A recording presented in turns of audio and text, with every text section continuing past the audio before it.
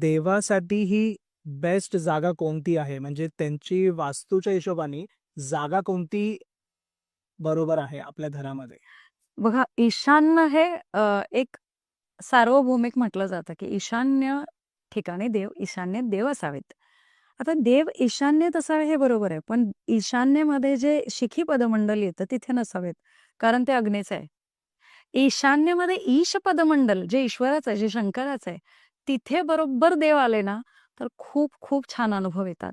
म्हणजे मी माझ्या कैक जातकांना, की ज्यांना खरंच शक्य नव्हतं काही वास्तूचे उपाय करणं, तर मी त्यांना सांगितलं, "काही हरकत नाही.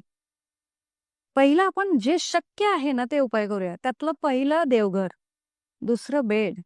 कारण तुमचं नवरा-बायकोचं रिलेशन स्ट्राँग असेल ना, तर तुम्ही येणाऱ्या प्रत्येक गोष्टीला धीराने, धैर्याने सामोरे जायची ताकद तुमच्या दोघांमध्ये पाहिजे. चांगलं आलं तर हसतमुखाने, वाईट आलं तर ठीक आहे, आम्ही लढू.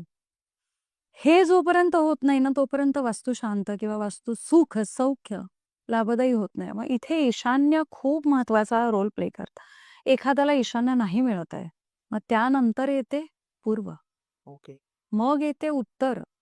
मग त्याच्यातही पूर्व ईशान्येमध्ये अजून चांगलं, उत्तर ईशान्येमध्ये अजून चांगलं. मग ही जी पदमंडलांची व्याख्या पडत जाते, ती चांगली आणि त्याच्यानंतर पूर्व, त्याच्यानंतर उत्तर.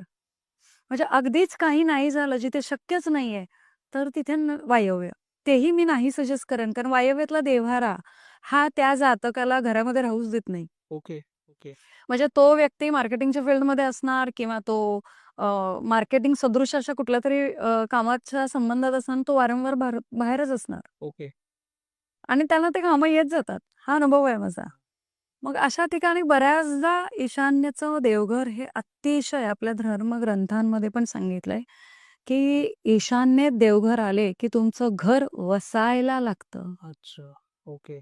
म्हणून मी नेहमी म्हणते, की काहीच नाही जमलं ना, म्हणजे मग मी प्रेक्षकांनाही सांगेन, की काहीच नाही जमत आहे, तर ईशान्येत देवघर आणा.